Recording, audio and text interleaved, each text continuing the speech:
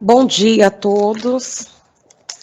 Sejam todos bem-vindos ao nosso segundo dia do nosso primeiro simpósio virtual da Educação Especial e Inclusiva, que tem por tema Compartilhando Saberes para Saber Incluir. Hoje, os nossos colaboradores irão abordar a deficiência intelectual em suas vivências pessoais e profissionais. Hoje teremos a contribuição da palestrante Lilian Marques dos Santos. Na roda de conversa, teremos a contribuição da formadora Rosimeire Alves de Araújo. Para o depoimento, teremos a PCNP Tatiana. E para a oficina, teremos a Edna Alves. Farei uma leitura para uma breve reflexão, tá bom? A inclusão acontece quando se aprende com as diferenças e não com as igualdades. Paulo Freire. Neste momento, iniciaremos com um vídeo do Pietro, de 6 anos. Ele está no primeiro ano, ele gosta do patati, patatá, e também gosta muito de fazer mágica. Ele é filho da nossa querida amiga PCNP Nalva, e após iremos assistir o vídeo do aluno Victor Marcelo. Ele tem 16 anos e gosta de fazer paródias. É aluno da escola Fernando Pessoa. Bem-vindos.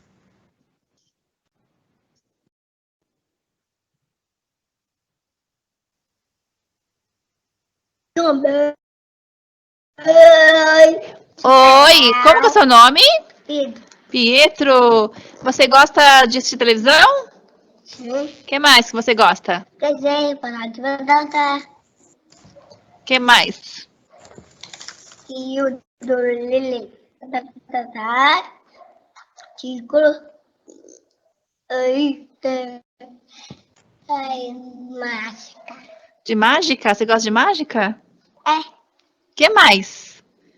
O Nicolas. Você gosta do Nicolas? Quem que é o Nicolas? Patati. Depois patati. Patati patatá? Não. Patati. Nicolas. Ah, tá bom.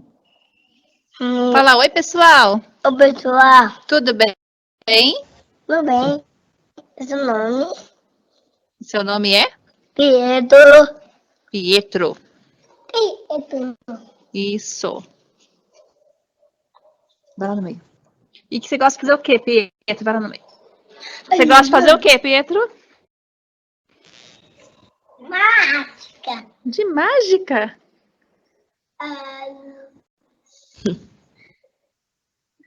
Tchau, gente. Beijo. Beijo. Tatinho. Mágica. Beijo.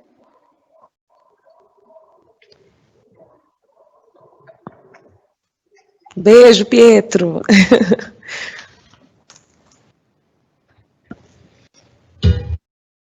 Professor, essa aqui é o meu nome do MC Vitão. Você acredita? O movimento modernista é especialista. Ele também influencia o movimento modernista, é especialista. Ele orienta e também influencia. Ele orienta e também influencia. Desde a antiguidade até hoje é tradição. Desde a antiguidade até hoje é tradição. Olha que emoção. Lendo poema e fazendo a lição. Focado no estudo e na inspiração. E para a escola é minha diversão. Os meus professores são a inspiração. São. Lendo poema e fazendo a lição. Focado no estudo e na inspiração. E para a escola é minha diversão. Os meus professores são a inspiração. Aí, professora, esse foi mais um recado do MC Vitão. Trabalho sobre o movimento modernista. Espero que tenham gostado da paródia. Forte abraço. Show quarentena. Hashtag fique em casa. Fui!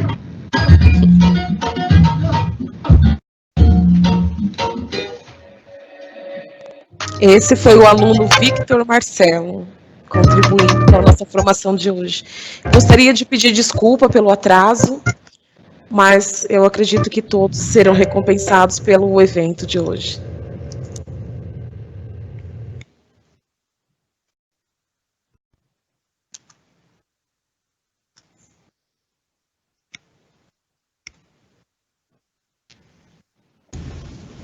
Olá, pessoal.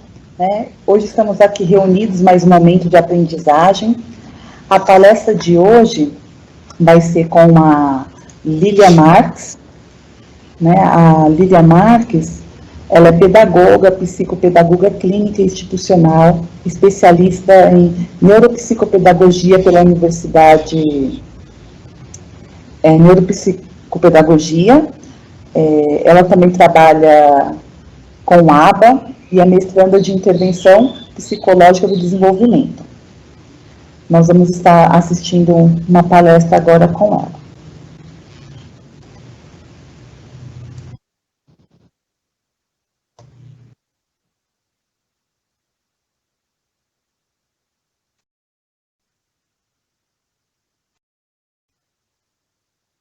Olá, bom dia. Queria agradecer a todos pela presença. Dizer que eu estou muito grata por estar participando com vocês desse primeiro simpósio virtual na educação especial e inclusiva. Tá?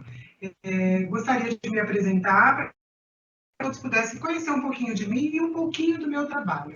Eu sou formada em pedagogia, pós-graduada em psicopedagogia clínica institucional, em neuropsicopedagogia, em autismo, e agora eu sou mestranda em intervenção psicológica no desenvolvimento e na educação. Esses conhecimentos, essa minha busca, é por entender que a deficiência não está nos nossos alunos, a deficiência está em nós educadores, Quando nós não entendemos que uma criança ela é cheia de possibilidades, não são as defasagens dela que vai rotular ela para a vida, e sim a deficiência do educador no olhar da inclusão. Percebemos que algumas escolas continuam ainda com essa dificuldade, com esse olhar assistencialista, e que não percebe que a necessidade de inovação vem do próprio colégio. Por isso, a minha palestra é de deficiência intelectual numa perspectiva inclusiva na educação. Então, vou conversar com vocês um pouquinho dessa ideia de deficiência intelectual e a perspectiva de inclusão dentro da educação. A deficiência intelectual, ela é um transtorno do desenvolvimento, caracterizado por um nível cognitivo baixo, ou seja, tem um QI abaixo de 70. Além de dificuldade significativa na vida diária. Então, é notável, tem como se perceber isso, porque a criança ela apresenta uma dificuldade bastante significativa, como o autocuidado, a segurança, a comunicação e a socialização. As pessoas com deficiência intelectual, que nós chamamos de TI, elas podem processar as informações lentamente, ou seja, ela tem dificuldade de comunicação, de alguns tipos de habilidades cotidianas e com conceitos abstratos. Esse tipo de deficiência ela pode ser causada por uma condição genética, mas também ela pode ser causada por problemas na gravidez e no parto, doenças e alguns tipos de fatores ambientais. A DI, ela atinge em torno de 3 a 4% das crianças que apresentam comportamentos abaixo do esperado para a sua idade cronológica. Dificuldade de adaptação na aprendizagem, demoram mais tempo para aprender o mesmo conteúdo que as outras, e em muitas situações do cotidiano pode não conseguirem compreender sinais ou situações sociais. O que é importante entender? É importante entender que essa criança que ela tem uma deficiência intelectual, geralmente ela não quer socializar, ela acaba não se socializando, ela acaba não aceitando determinadas brincadeiras, porque ela tem dificuldade de compreensão, porque ela não consegue inserir com aquele grupo, ela não consegue, na verdade, debater, conversar com aquela turminha, com aquele grupo de crianças que tem a mesma idade como ela, que dela, Então, ela acaba, na verdade, se isolando um pouquinho, e aí é onde entra a nossa intervenção como educadores, Eu vou falar um pouquinho para vocês sobre alguns tipos de deficiência intelectual, Alguns tipos de deficiência que estão muito próximos a gente, que muitas vezes nós não conseguimos perceber, primeira deficiência intelectual que eu vou falar é a que está em primeiro lugar, né? É uma síndrome que está em primeiro lugar na deficiência intelectual, que é a síndrome do X frágil, tá? A síndrome do X frágil, ela é causada, ela é uma mutação, ela é uma alteração do cromossomo X, né? Da estrutura do DNA do cromossomo X. Né? As pessoas que elas nascem com essa síndrome do X frágil, elas podem experimentar uma ampla gama de dificuldades físicas, de desenvolvimento, de comportamentos e emocionais, tá? No entanto, a gravidade pode ser muito variada, ou seja, né? São variadas as gravidades e as faltas de habilidades dessas crianças. Né? Geralmente é muito confundido, inclusive, com autista, né? Por quê? Porque ela apresenta algumas especificidades que levam as pessoas a entender como o autismo. Existem relatos de alunos, né, de pais de crianças que estão sendo atendidas terapeuticamente, que recebem um laudo como se o filho tivesse autismo, né, e com o passar do tempo vai se observando que descaracteriza um pouquinho do autismo, né, é a síndrome do X frágil, tá?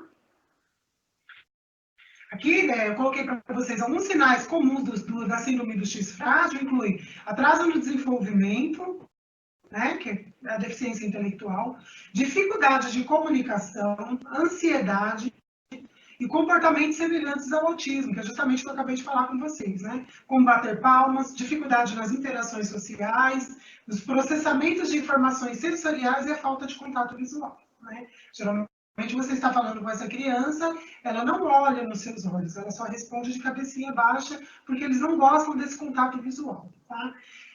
Em segundo lugar, nós temos a síndrome de Down. A síndrome de Down, ela nada mais ela não é uma doença, né? Ela nada mais é do que uma alteração cromossômica no cromossomo 21, ou seja, quando uma criança nasce com uma duplicação no cromossomo 21, né? Ela é uma das responsáveis, ela é a mais comum, né, de causas de distúrbio de aprendizagem em criança. Pessoas com síndrome de Down podem ter características físicas de desenvolvimentos comuns, além de uma incidência maior que o normal de problemas respiratórios e cardíacos. As características físicas associadas à síndrome de Down incluem uma leve inclinação ascendente nos olhos, eles acabam tendo um rostinho arredondado e baixa estatura. As pessoas também podem ter algum nível de deficiência intelectual e de aprendizagem, mas isso varia muito de caso em caso, tá? Atraso no desenvolvimento. Quando uma criança se desenvolve mais lentamente em comparação com as outras da mesma idade, pode ser um sinal de atraso do desenvolvimento. Neste caso, uma ou mais áreas de desenvolvimento podem ser afetadas, incluindo a capacidade de locomoção, comunicação, aprendizagem e interação entre outras crianças, tá? E a terceira síndrome que eu vou falar também, que traz muita deficiência intelectual, é a síndrome do álcool fetal. A síndrome do álcool fetal, ela refere-se à condição causada pela exposição do feto ao álcool. Ou seja, quando aquela mãe, ela tem muito, ela é adicta, né? Ela acaba inserindo muito álcool, né? Ela acaba trazendo essa síndrome para o seu filho. Então, o nome da síndrome é síndrome do álcool fetal. Quando uma mulher está grávida, o álcool cruza a placenta da corrente sanguínea da mãe para o bebê, expondo a concentração semelhante às da mãe, tá? Então, ou seja, a criança ela acaba tendo a mesma concentração de álcool que a mãe está tendo.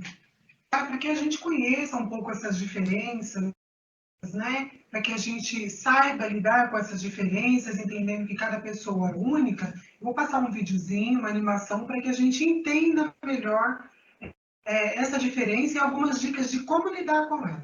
Você fica constrangido quando encontra uma pessoa com deficiência? Então, está na hora de mudar. Deficiência não é doença e essas dicas são para você. Ao caminhar com uma pessoa que tem deficiência física, procure acompanhar o passo dela. Mantenha muletas ou bengalas sempre próximas. Se presenciar um tombo, ofereça ajuda, mas antes pergunte como fazer. E ao planejar um passeio, verifique antes se existem barreiras que possam impedir a passagem do cadeirante, como escadas e banheiros não adaptados. Se o local não estiver preparado para receber um deficiente, recomende ao proprietário que faça as adaptações. Cidadania é saber conviver com as diferenças. Agora, vamos falar um pouquinho de inclusão, né? É muito interessante quando se fala em inclusão, se tem de primeiro momento que a inclusão se refere a crianças com doenças intelectuais, com deficiências, né? Entende-se que a inclusão se trata de alguma má formação, quando na verdade a inclusão se trata de incluir todos aqueles que estão à margem, né? Que estão marginalizados, que eles estão fora daquele contexto que nós entendemos como habitual, né? Então nós vamos falar um pouquinho dessa inclusão, né? A educação inclusiva, ela é uma concepção contemporânea, nova, que entende a educação de qualidade como um direito alienável, né? Um direito do ser humano, e tem como objetivo garantir o acesso de todas as pessoas à educação, que é o que nos permite de caminhar na mesma direção, né? Quando nós entendemos que esse acesso a todos cria possibilidades, todos nós caminhamos na mesma direção. A perspectiva inclusiva, ela valoriza a diversidade humana e busca contemplar a pluralidade cultural, étnica e principalmente intelectual e física, né? Lembrando sempre da necessidade emocional, tá? Entre outras que são inerentes aos seres humanos, ou seja, não tem como contemplar só uma dessas habilidades ou só uma dessas manifestações, né? Para que tudo seja, para que de fato seja uma inclusão, nós precisamos contemplar todas essas partes, tá? A pluralidade, a ética, a parte cultural, intelectual, física, sensorial, e aí sim, aí de fato nós estamos fazendo uma inclusão de verdade. A valorização das diferenças na educação implica na transformação da cultura. Então, por isso que existe muita dificuldade e ainda muita resistência por conta das escolas, né? Porque ela implica em uma manifestação cultural mesmo, né? Uma diferenciação e em uma mudança que deve ser feita cultural, né? E das práticas políticas vigentes na escola. Então, existe sim uma grande dificuldade nos colégios, justamente por ter que mudar, né? Ter um outro tipo de olhar, né? Qual que é esse olhar? É um olhar para a criança, entendendo como uma criança de possibilidades, né? É mudar o projeto político-pedagógico, entendendo que essas possibilidades, elas podem ser alcançadas, né? Que acabam dando para a criança uma nova perspectiva de vida, né? Uma nova chance, né? Uma melhora, uma evolução.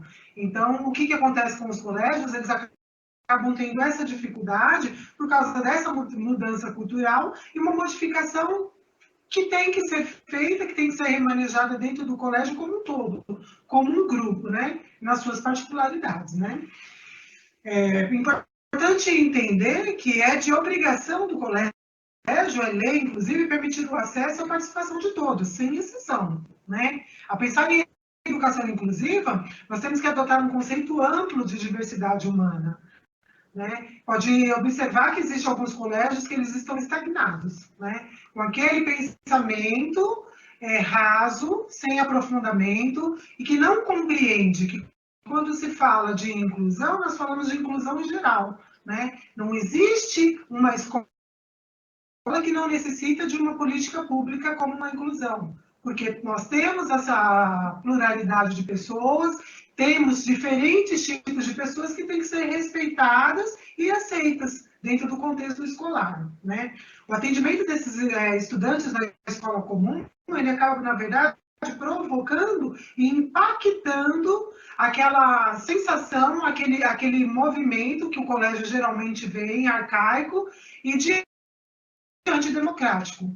Então, a não aceitação dessas crianças, eles entendem como, na verdade, a aceitação dessas crianças acaba se entendendo como um risco para o colégio, quando, na verdade, quando se inclui uma criança, todos ganham, né? Todos acabam aprendendo, todos acabam estudando e que tendo que entender a dinâmica de como aquela criança aprende, né? E valorizar aquilo que a criança tem. Bom, nós não valorizamos aquilo que ela não sabe, nós valorizamos aquilo que ela sabe e que ela pode fazer. A mudança dentro dos colégios, ela se faz, né, a partir do momento que ela começa a ter práticas inclusivas sobre princípios norteadores, né? Ou seja, práticas inclusivas que se erguem sobre princípios transformadores, de transformação dentro daquele colégio, né? Entre alguns princípios, né, entre alguns princípios eu vou citar para vocês, que toda pessoa tem o direito do acesso à educação de qualidade, né? Então, aqui ele não fala somente um tipo específico de pessoas, não. Ele já diz, a lei já nos diz, né? Toda pessoa tem acesso a uma educação de qualidade. Todas as pessoas, não importa suas especificidades e singularidades, elas aprendem, né? Importante entender isso também. O processo de aprendizagem de cada um é singular, ou seja, é a coisa mais linda, né? Cada um tem o seu momento de desabrochar, né? É singular, é único, né? O convívio no ambiente escolar comum beneficia a todos, e a educação inclusiva é papel de todos. Devemos, então, ser agente transformador, né? Capaz de impactar a realidade da nossa própria escola. Eu vou falar um pouquinho para vocês dessa evolução histórica, né? Historicamente, como que se deu essa evolução, né? Nós entendemos que logo de início, né, as crianças, elas eram esquecidas ou segregadas. Ou seja, né, inicialmente no século XVIII, elas eram esquecidas e excluídas, né? Em todas as atividades elas não poderiam participar, por entender que elas não tinham capacidade ou aptidões para fazerem as mesmas coisas que as outras crianças, entendidas como normais, dito com essas palavras, poderiam fazer, né?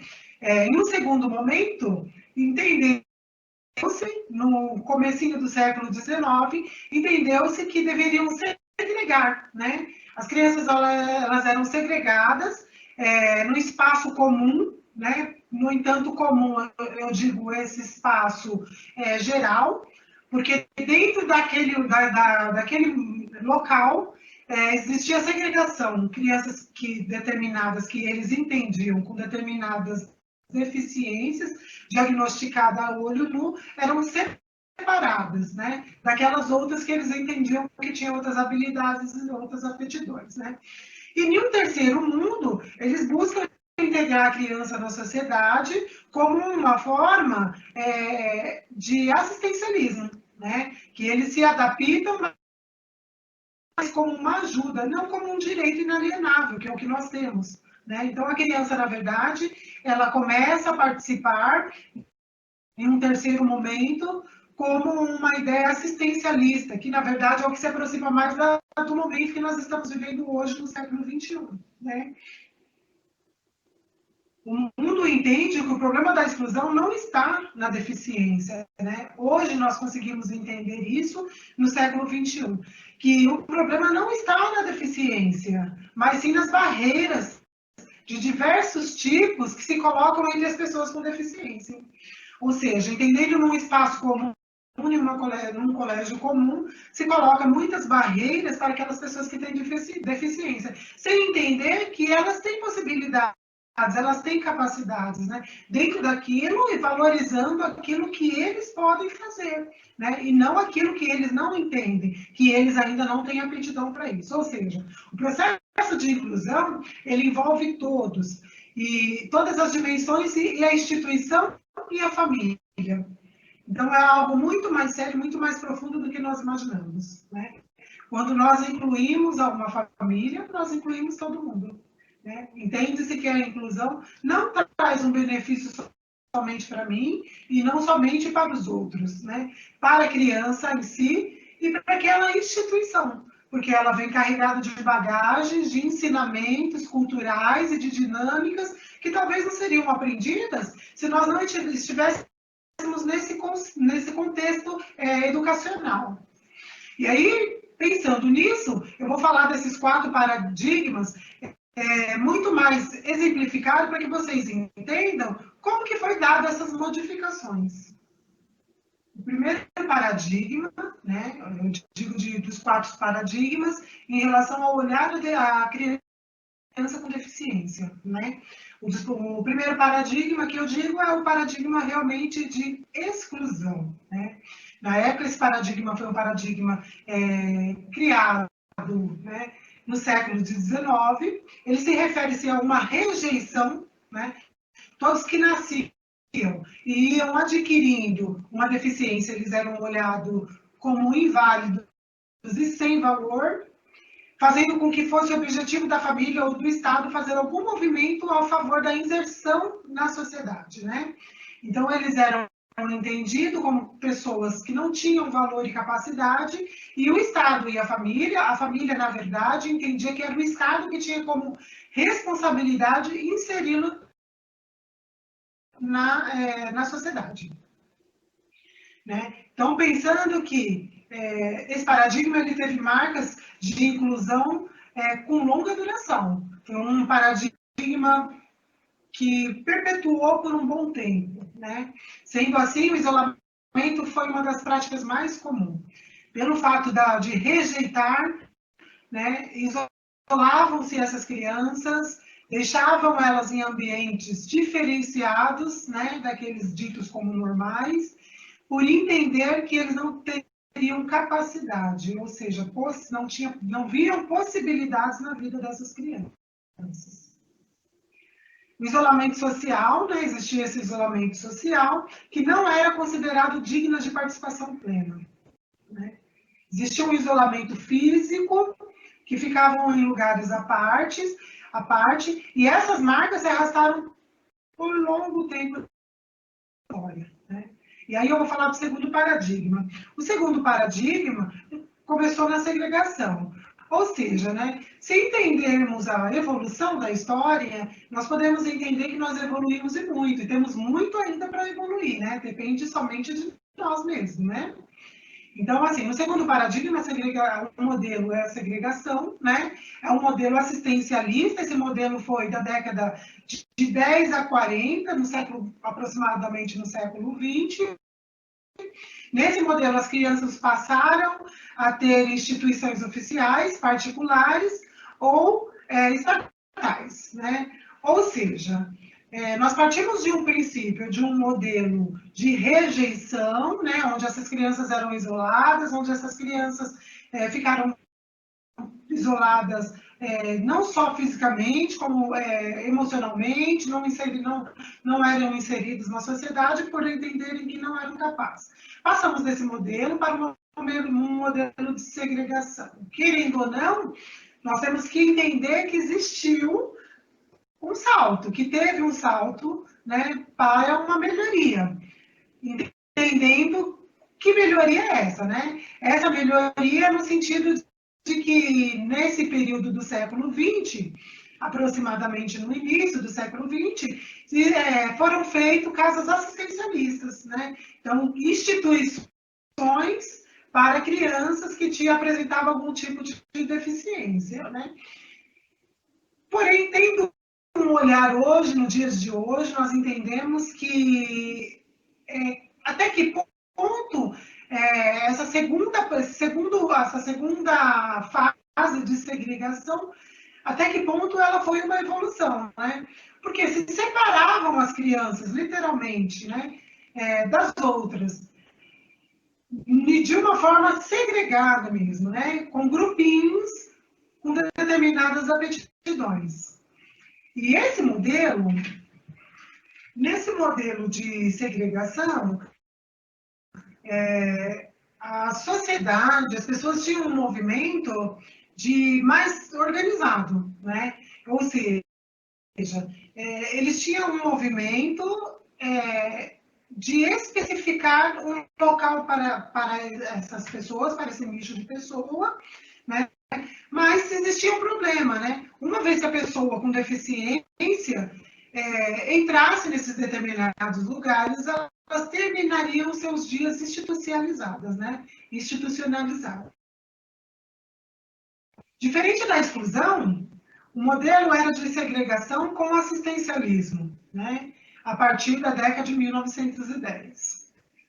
As instituições, elas ofereciam um mínimo, e quando ofereciam, tá? Lembrando que esse ensino de sua língua própria e matemática era somente para aqueles que tinham grau leve. Os demais, nem isso, eram consideradas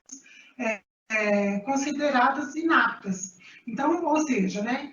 Aqueles que eles entendiam, sem laudo médico, entendem que isso está lá no começo do século XX, né? Que não se existia uma averiguação, uma pesquisa em relação a isso. Então, as crianças, elas ficavam institucionalizadas até o final dos seus dias e elas eram consideradas inaptas. Então, elas não conseguiam aulas e quando tinha somente aula de língua portuguesa, né, e de matemática. Somente para aqueles que eles entendiam que tinham um pouquinho mais de condições de aprender, tá? Então, assim, para pensar, né? Será que ainda existe um paradigma ou foi superado, né? Será que nós já superamos esses paradigmas ou não, né? Será que ainda podemos encontrar situações em que ele determine a forma de atenção às pessoas com deficiência? Né? Qual é esse olhar que nós temos? Né? Será que nós conseguimos perceber isso? Nós conseguimos dizer se existe ainda esse tipo de paradigma ou não? Né? Entendendo hoje quem está dentro de uma escola, dentro de uma instituição, ela consegue ter esse olhar. Hoje, realmente, qual é o tipo de segregação que está tendo, né? Na verdade, qual é o tipo de modelo que nós estamos vivendo, né? A exclusão total, a segregação com assistencialismo, ou um terceiro paradigma, que é o paradigma de integração, né? Que também ele tem um modelo de médico da deficiência, né? É a época das décadas de 50 a 80, século 20, que imperava nessa época uma visão que o modelo foi adotado para a cura da deficiência, para tornar as pessoas mais hábeis, adequada à vida na sociedade. Ou seja, saímos da primeira, né, que era exclusão e rejeição total do modelo, exclusão e rejeição total, entramos num segundo modelo, que é o modelo de segregação, onde se separa as crianças e coloca ela institucionalizada até o fim dos dias dela. Aqueles que consideram-se um pouquinho mais capazes, têm aula de português e de matemática somente quando tinham, né? E aí nós passamos para um terceiro modelo, né? Que é o modelo de integração, esse modelo é nos anos 80 aproximadamente, né? Que imperava na época uma visão que a medicina curava tudo, ou seja, tinha um olhar para a deficiência como uma doença, né? E que a medicina poderia curar, né? Então, está aqui, ó, imperava nessa época uma visão que a medicina curava tudo, esse mesmo modelo foi adotado para a cura da deficiência, tornar a pessoa mais hábil, adequada à vida em sociedade. Então, tinha-se esse olhar, né? A medicina poderia curar. Então, se eu tenho um filho com algum tipo de deficiência intelectual, eu levo lá e a medicina, ela cura, né? E aí chegamos no novo modelo, né? Que é o nosso modelo atual. E aí, por volta do século XXI, começa a surgir salas especiais, né? E aí, entendendo o que são as salas especiais, são salas adaptadas para esse público que tem a deficiência intelectual e outras deficiências, né? Ou seja, ainda não era vigente, a concepção ainda não é vigente, né? Porque agora nós já falamos da nossa época atual, a concepção de que deve mudar a pessoa e não a sociedade, né? Ou seja, ainda não era vigente a concepção de que quem deve mudar é a pessoa e não a sociedade em si. Todos nós juntos formamos essa sociedade, mas a mudança vem de cada um, né? Ou seja, nos dias atuais ainda tem essa mentalidade, ainda vivemos essa mentalidade de que não somos nós que temos que mudar, né? Nós encontramos em pleno século XXI, onde tudo está acontecendo, onde nós estamos tendo várias situações, vários tipos de transtornos, vários tipos de síndromes que estão afetando a educação, e mesmo assim ainda continua educadores com essa visão arcaica e anacrônica, né? E que ainda se perpetua até os dias de hoje, erroneamente, né? A mudança não é, no deficiente intelectual, a mudança começa em nós, começa aqui dentro de nós, né? Então surge uma integração, as primeiras classes especiais e dentro das escolas comuns, né? A sala não era separada e a forma de trabalho desconexada da prática de sala de aula, ou seja, né? Não estamos trabalhando na inclusão quando nós diferenciamos a atividade no sentido de conteúdo. Nós trabalhamos a inclusão quando nós trabalhamos com o mesmo contexto, com o mesmo conteúdo programático, que nós temos um projeto político-pedagógico abrangente, né, e que se é exercido dentro do colégio, aí nós trabalhamos a inclusão, né? Quando nós entendemos que o que nós temos que fazer é adaptar para que aquele aluno, ele tenha aquele entendimento, ele tenha aquela compreensão ampla, no mesmo conteúdo, do mesmo conteúdo, porém a modificação talvez são as metodologias, as formas, né? Que a gente acaba tendo que ver que é necessário ter ações positivas, né? Se não tivermos algumas ações positivas, não vai ter essa mudança. Vai ficar sempre aquele separadinho, né? Quando o restante da sala, costumamos dizer que de 30, né? Um fica ali separadinho e a professora costuma dar conta daqueles 29, né? Erroneamente, né? Quando inserimos esse 1 aos 29, todos nós ganhamos, né? Inclusive aquele 1, e ele estava separado. Então, não dá para se pensar ainda, mesmo estando no século XXI, não conseguimos se pensar numa inclusão quando a escola era totalmente exclusiva, né? Tem algumas escolas, né, que nós conseguimos, né, parabenizar pelo trabalho, pelo respeito à prática inclusiva, porém, existem algumas que ainda têm muito medo, que ainda têm um pensamento muito arcaico, que ainda não tem essa visão de mudança. E pensando em todas essas ações, eu vou falar um pouquinho sobre algumas ações positivas que nós, educadores, podemos fazer, que é o acesso, né? Falamos de inclusão, mas não damos acesso, como que estamos incluindo? Estamos excluindo, né? Então, temos que ter cuidado com o acesso, tem que reformular o nosso projeto político-pedagógico. Nós temos dentro de um colégio que investigar as condições de cada um, ou seja, trabalhar um PEI, né? Um projeto educacional individualizado. Quando eu digo individualizado, é um olhar individualizado, né? Não colocar aquela criança fora a parte, né? É ter um olhar individualizado, né? Adaptar as atividades de acordo com a realidade e a necessidade de cada um, né? Colocar o acesso, falar para os alunos participarem dessa construção, né? Quando incluímos, nós conversamos com os demais alunos sobre a inclusão, fazemos um trabalho de conhecimento, porque muitas vezes esse aluno ele não é incluso dentro da sala de aula, porque não existe um trabalho participativo entre todos, né? Não existe uma conscientização, existe ainda aquele olhar de que é uma criança, ele é doentinho, né? Então, não foi ensinado, né? Nós ainda não tivemos essa cultura. Acredito que a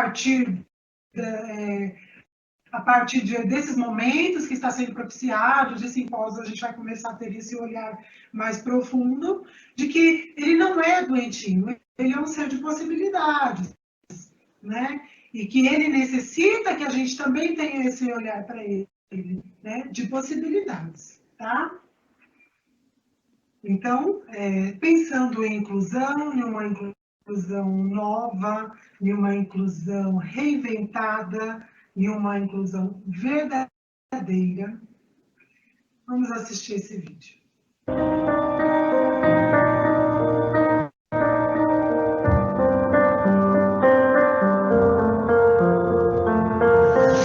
Já pensou se você tivesse que fechar os olhos? O que você enxergaria? Já imaginou se precisasse ficar calado? O que diria? E se não pudesse andar? Aonde iria? Existe em cada um de nós uma força chamada amor, capaz de nos fazer enxergar, falar, nos levar aonde sonhamos ir. Basta querer, basta escolher. Somos únicos, cada um de nós. E como tal, dotados de nossas particularidades, limitações, dons, necessidades, sonhos, medos. Somos iguais. Você, eu, diferentemente iguais. Sem bullying, sem preconceito, sem racismo, sem essas coisas. Todo mundo tem que entender que não é igual, ninguém é diferente, nunca vai ser. Choramos e também damos boas risadas. Somos pensativos e também muito comunicativos. Somos recheados de planos, metas, que buscamos dia após dia. Somos por dentro e por fora. Nem sempre se enxerga a luz do dia ao sair de casa pela manhã. Mas o vento que toca seu rosto e brinca com seus cabelos, é incrível. Existe sempre um modo melhor de enxergar a vida. Se você ainda não enxergou, é porque não fechou os olhos. Experimente.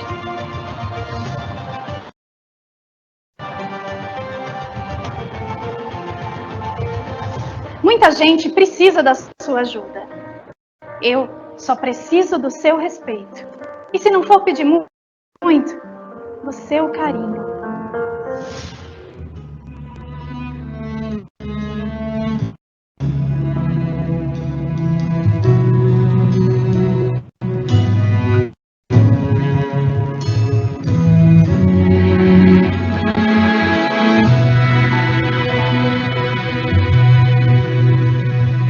Don't think that a drop of tea makes the world stop spinning around. Not even the sharpest skin can be louder than a beat of a heart. If sorrow is all you know, let me tell you a secret, my friend. A smile on your face decreases your pain. Life is now, make the best of today. A deficiência não nos faz diferentes, somos todos iguais.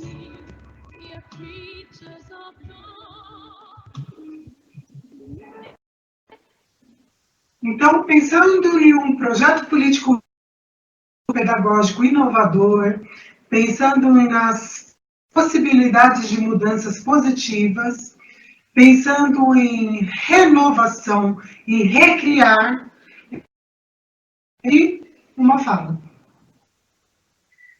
Desconfiai do mais trivial, na aparência singelo, e examinai sobre tudo o que parece habitual.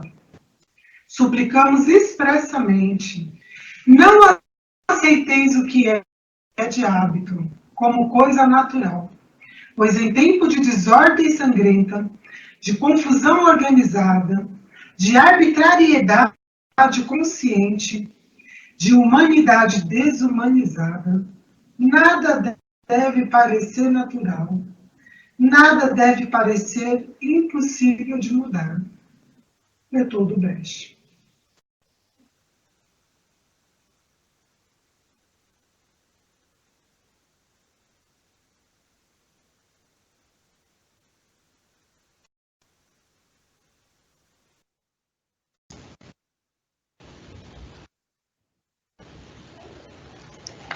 Então, pessoal, infelizmente, a Lília não pôde estar presente, né?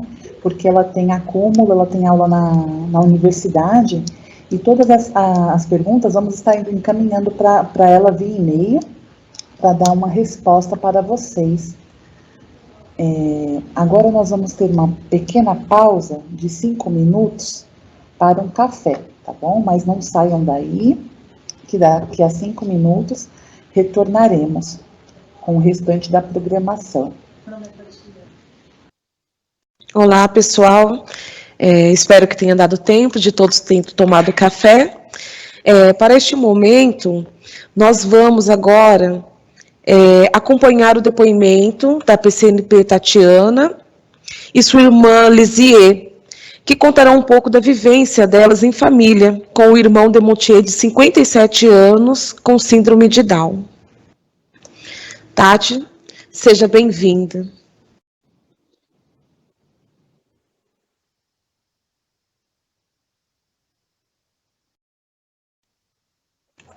Olá, meu nome é Tatiana, meu nome é Lisier.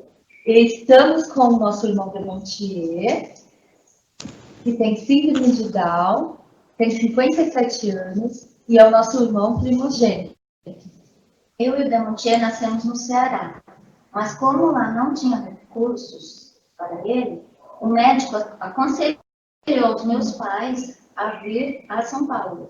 Chegando em São Paulo, meus pais procuraram duas instituições, na qual essas duas instituições disseram que por ele já estar com 13 anos, seria quase que impossível acompanhar o aprendizado.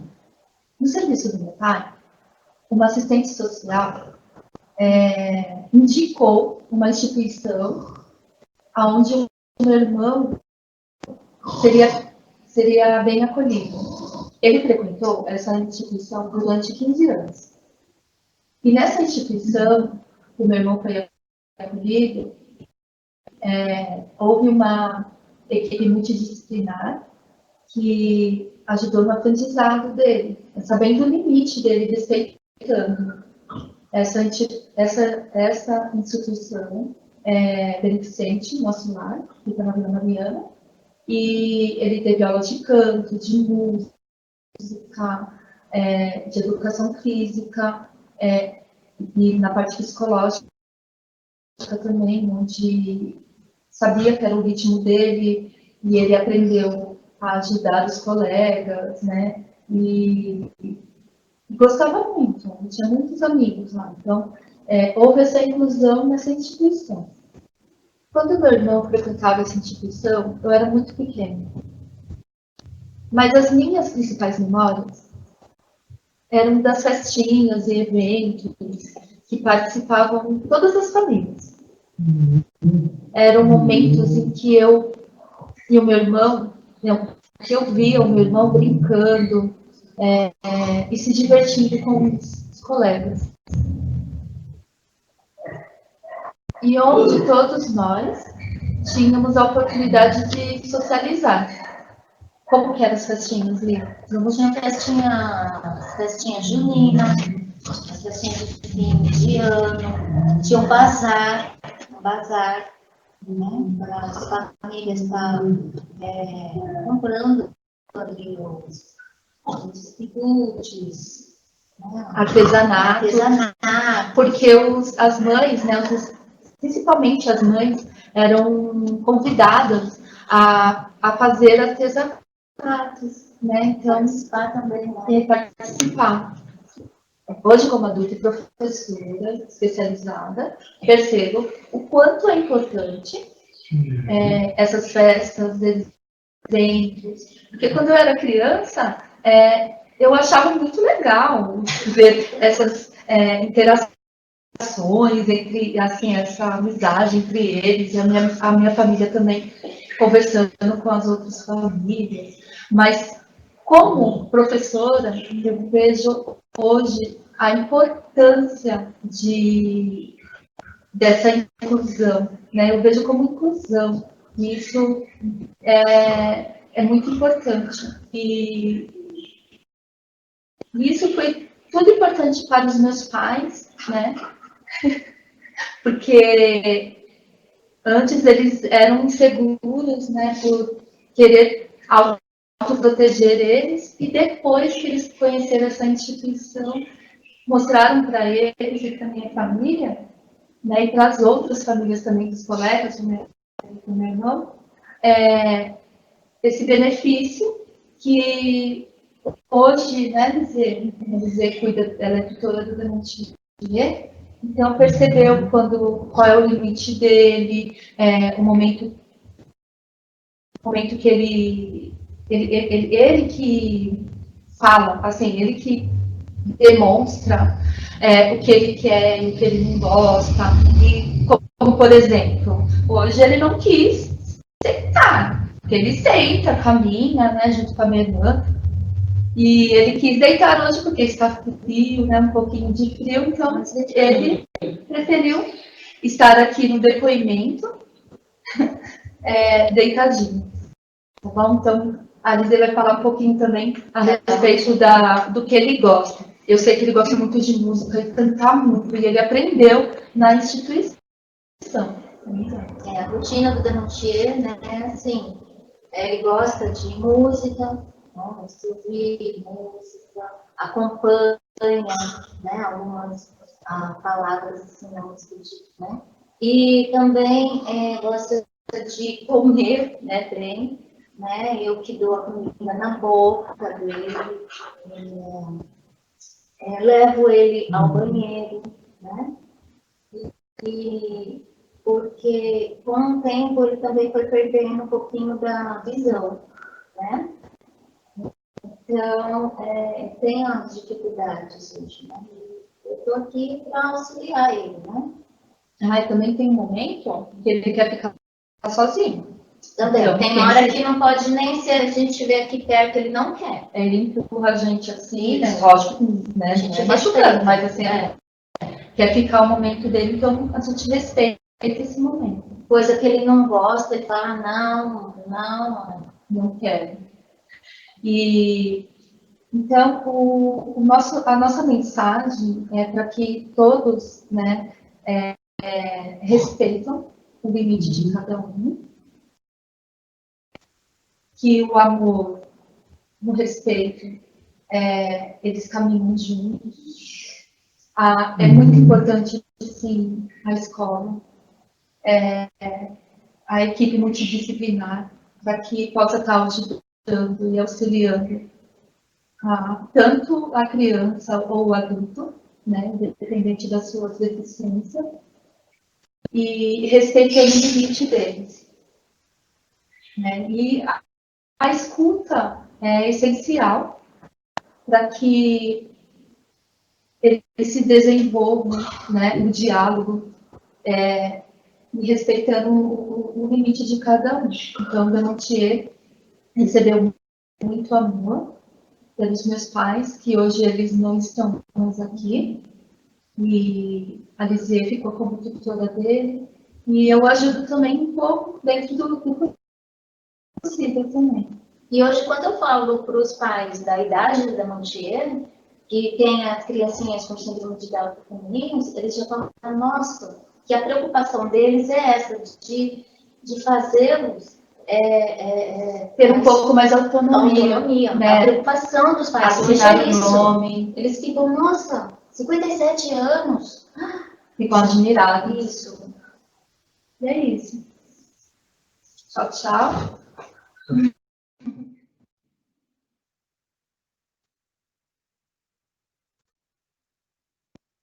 Muito obrigada, Tati, por sua contribuição. Como havia sido dito na palestra também, né? Alguns anos atrás, nosso modelo de escola não era inclusiva. Eram salas de educação especial, atendia cerca de 25 alunos, todos com algum tipo de deficiência.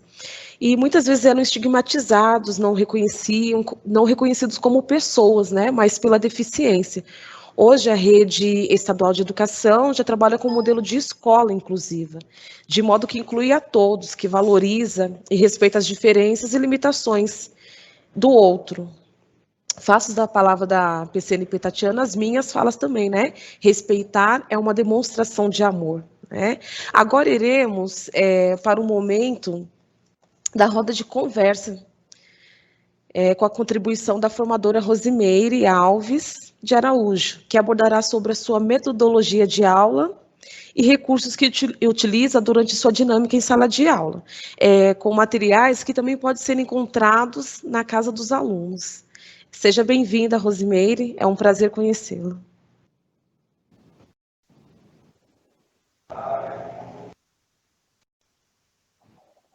Olá, bom dia a todos. É com muita satisfação e alegria que estou aqui hoje para participar deste simpósio sobre educação especial a convite da PCNP Flávia e muito bem assessorada pela PCNP Ângela.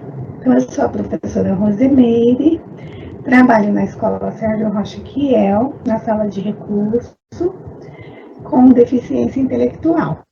Então, nós vamos abordar hoje aqui a deficiência intelectual, síndrome de Down e paralisia cerebral, onde a principal característica das pessoas com deficiência intelectual é a lentidão do raciocínio, mas nem por isso eles deixam de aprender.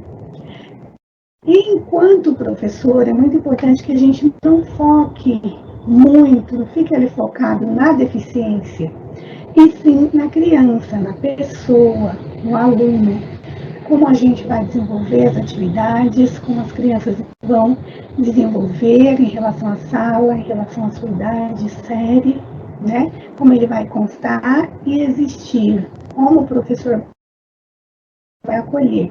E principalmente agora, nessa época de pandemia, onde existe esse isolamento e esse distanciamento, como fazer o trabalho do professor à distância, chegar até essa casa, invadir a privacidade das crianças, e nós também estamos nos nossos lares, né? Então, é uma situação que ela vai precisar de um pouco mais de cuidado.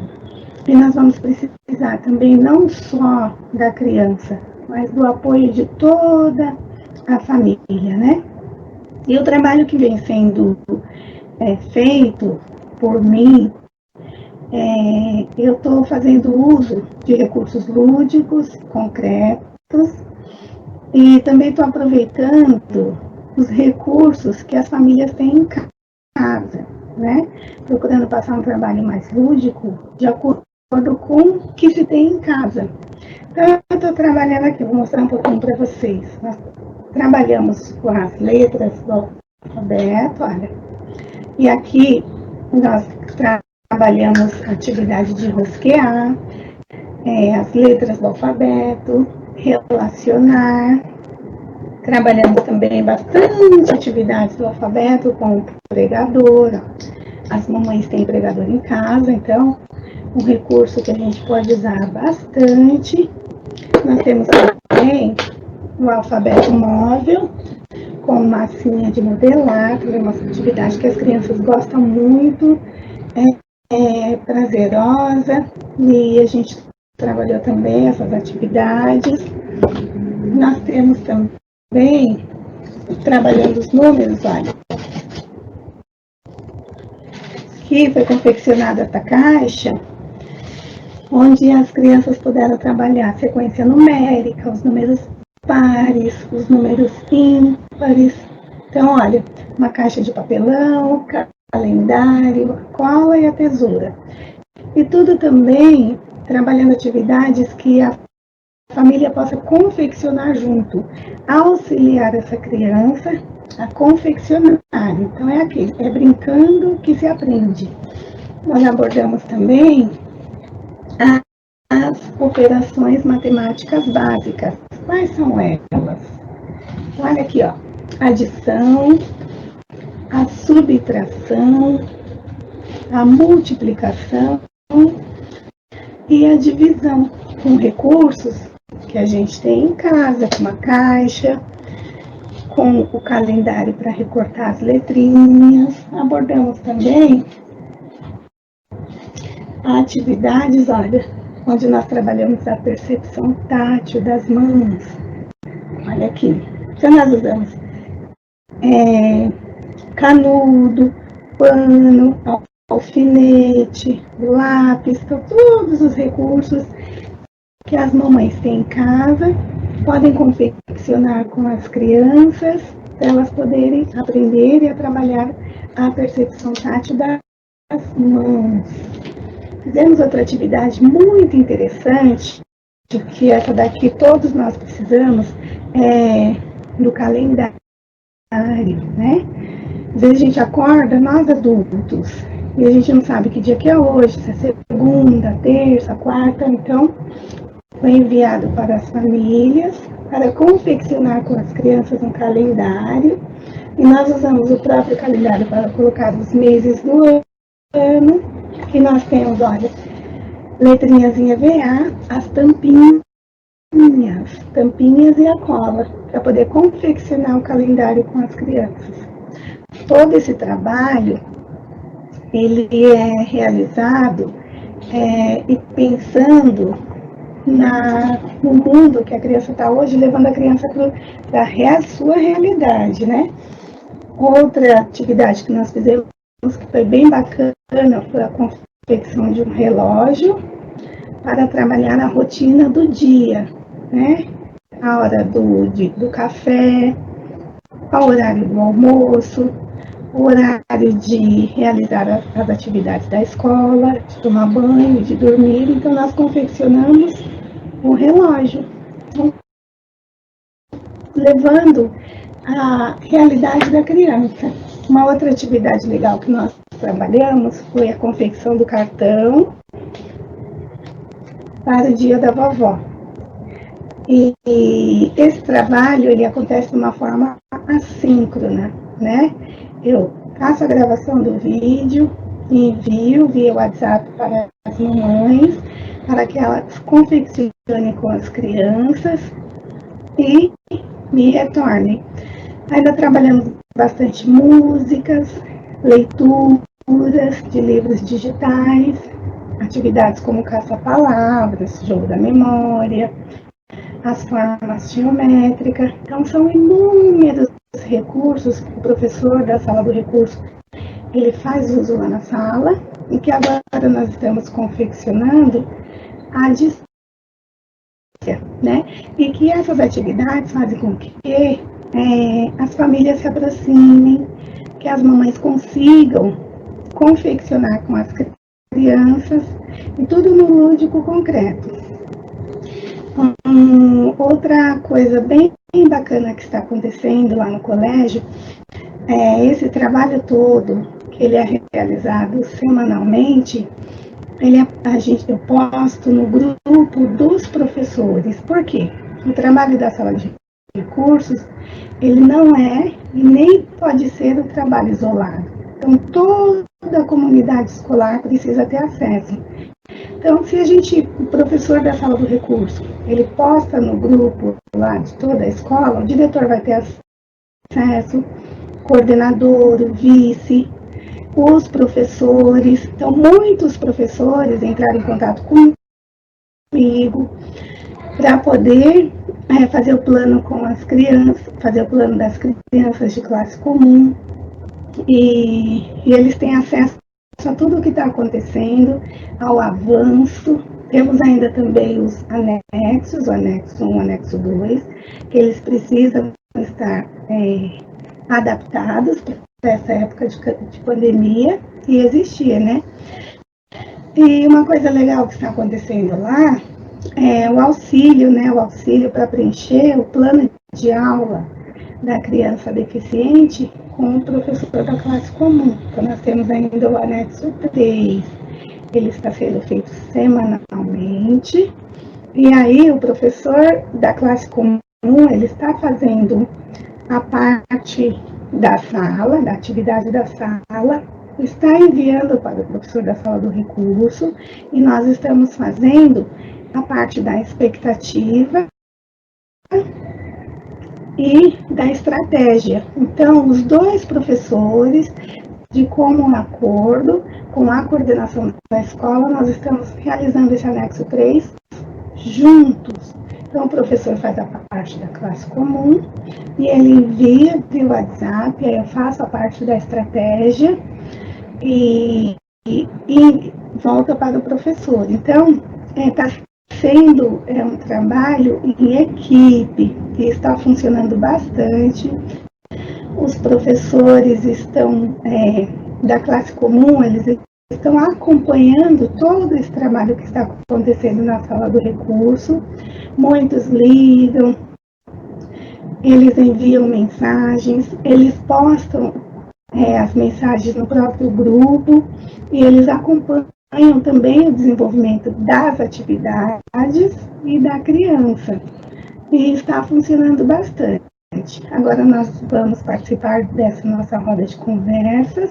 Eu vou tirar algumas dúvidas, nós vamos conversar sobre isso, porque é muito importante, através da informação, que a gente vai ao nosso conhecimento, né? Então, é isso aí. Até daqui a pouco. Muito obrigada, Rosimeire, por sua participação. Oi, a Rosa agora no momento, ela vai fazer uma apresentação do trabalho que ela vem desenvolvendo na sala de recurso, né? Há apenas uma pequena amostra, que ela faz um trabalho muito mais além do que esse que ela está compartilhando conosco, tá bom? Ela vai estar fazendo uma breve apresentação. Então a Rosa está compartilhando aqui uma breve apresentação que aborda sobre a deficiência intelectual. Aí tem um público síndrome de Down, paralisia cerebral. A criança tem mais dificuldade para interpretar conteúdos abstratos, né? No caso, a criança, quando ela apresenta alguma deficiência, ela tem mais facilidade de estar trabalhando com recursos concretos. E isso que a Rose vem desenvolvendo nessas atividades remotas, não presenciais. Tem vários vídeos dela super bacana. Depois também vamos estar compartilhando no YouTube.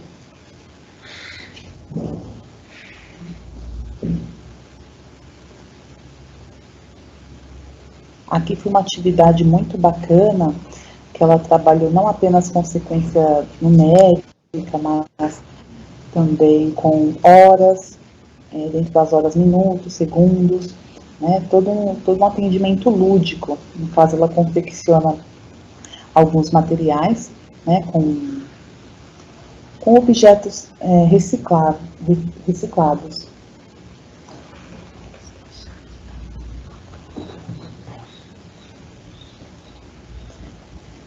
A Rose está conseguindo interagir agora no chat com vocês, tá bom, pessoal? Quem tiver alguma pergunta para ela, sinta-se à vontade para estar perguntando, né? E ela também acredita na inclusão como uma escola para todos, né? Aí ela fez aqui um painel sensorial, que às vezes com coisas mesmo que se tem em casa, você pode estar confeccionando esse painel sensorial.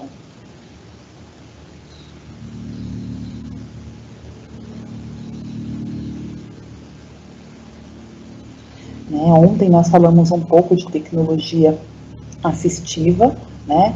E a Rosa ali trouxe alguns também modelos de tecnologia assistiva, que é muito importante para estar trabalhando, né, com o público da educação especial.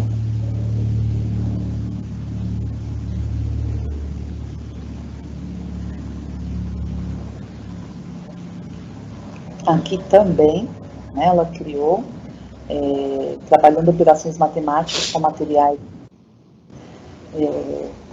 estruturados, do qual ela confeccionou, orientou também os pais a estarem confeccionando.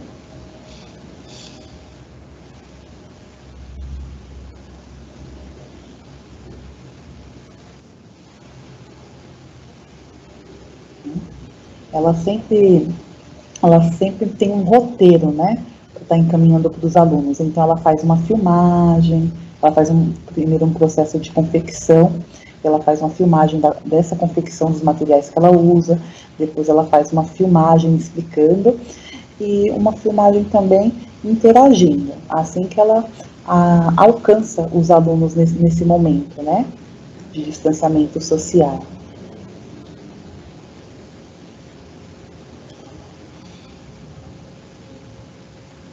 Também ela traz estratégias para estar trabalhando com o alfabeto, né? Aqui, ó, ela está usando a cartela de ovo, tampinhas, coisas que sempre temos em casa. Flávia. Oi? Tem uma pergunta no chat, eu acredito que você vai conseguir responder. É uma professora de Ciências e Biologia. e ela tem um aluno com deficiência. E ela fez a seguinte pergunta: como fazer um trabalho diferenciado se não estão em uma sala de recurso? Certo. Então, quando se fala de um trabalho diferenciado, estamos falando de uma adaptação curricular, né? Se esse aluno ele não frequenta uma sala de recurso, né, você deve propor atividades sempre partindo das questões concretas, de objetos concretos, né? E a partir desses momentos concretos, você vai trabalhando todas essas questões, né? Primeiro procurar saber o que o aluno já sabe, e a partir daquilo que ele já sabe, você ir trabalhando outras questões, né? A Rose, ela está no chat, né? Eu acho que ela também pode contribuir respondendo. Tá joia? Ok, obrigada. Então, isso. Aqui também ela trouxe outros materiais que ela fez de formas geométricas, né? Com papelão. Então, olha lá, ela sempre parte, né, dessas atividades concretas e depois ela vai para o abstrato. Né? Na próxima palestra, a Edna também vai trazer muitas questões de como está trabalhando, né, com o público-alvo da educação especial.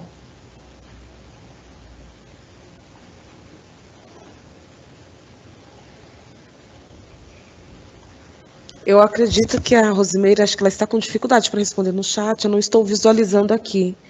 Vou fazer a próxima pergunta também para você, tá bom? Sim. É da Vanessa Rodrigues, ela parabeniza a professora Rosimeire e ela faz a seguinte colocação: importante frisar que a inclusão é um tema que abrange, que não se trata apenas de aluno com deficiência, que a sala de aula é um ambiente democrático. Né? Então, ela parabeniza aqui, né? Ela faz uma colocação dela. E a professora... Só um momento. A professora Margarida de Oliveira, ela fala assim: a minha dúvida é quando se refere à questão da temporalidade. Como deixar claro a passagem do tempo? Em relação ao aluno com deficiência, cada um tem, aliás, todos nós, né, temos um tempo de aprendizagem. Aqui também ela está trabalhando uma questão de sequência numérica, né? Então, em relação ao tempo, cada um tem um tempo, né, um momento de aprendizagem. Um aluno com deficiência também não é diferente. Ele também tem esse tempo de aprendizagem.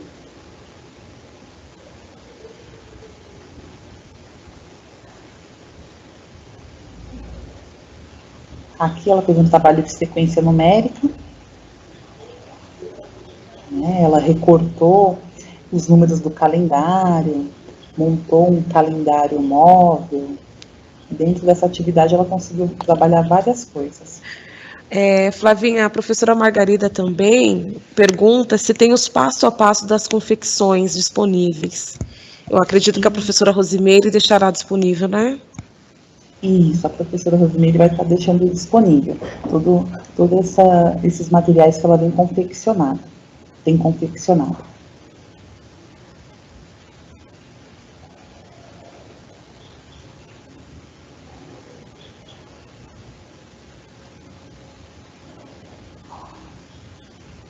Aqui ela trabalhou, né, dia, mês, ano, estações, as datas comemorativas.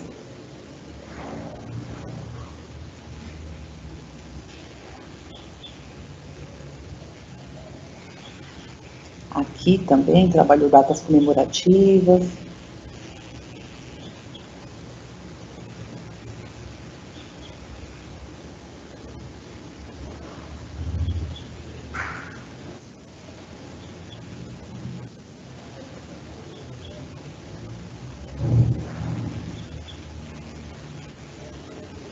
Escola inclusiva, todos precisam estar envolvidos, equipe gestora, professores, funcionários, alunos, família e demais funcionários, né? Para que essa inclusão ela ocorra de forma efetiva, precisa ter todo esse envolvimento. Tenho mais uma pergunta, é anônimo, né? Não se identificou aqui. Se o aluno não tem estímulo em casa, pode-se fazer um trabalho também com a família? É sempre importante, né, ter uma parceria com a família, no primeiro momento estar acolhendo essa família, observar qual real necessidade dessa família, né? Sempre nunca falar com a forma de imposição, mas de acolhimento, né? Acolher essa família primeiro. Esse é um dos grandes processos, né?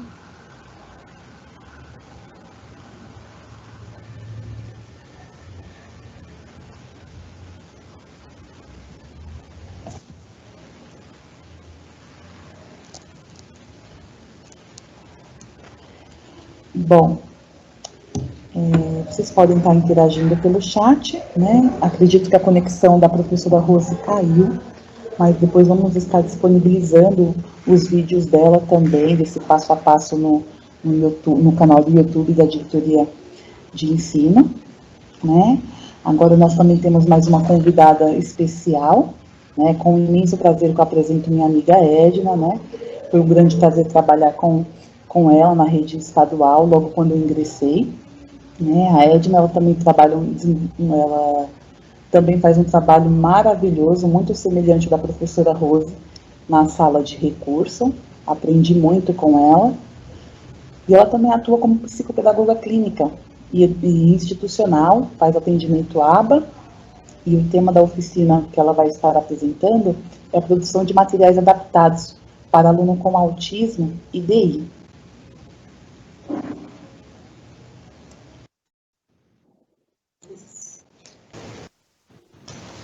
Olá, me chamo Edna, eu sou psicopedagoga, faço atendimento clínico e sou professora da rede estadual de São Paulo na sala de recursos. O objetivo dessa nossa breve conversa é mostrar aos professores as diversas possibilidades que nós temos trabalhando com materiais simples, sem a necessidade de esperar para os casos. Antes de mostrar para vocês alguns materiais, é interessante saber dois pontos muito importantes desse trabalho. Primeiro, quando trabalhamos com crianças de aprendizagem, o ideal é trabalhar sempre com esse material concreto, através do livro, nós ajudamos o nosso aluno a desenvolver a criatividade, a interação social e o prazer por aprender.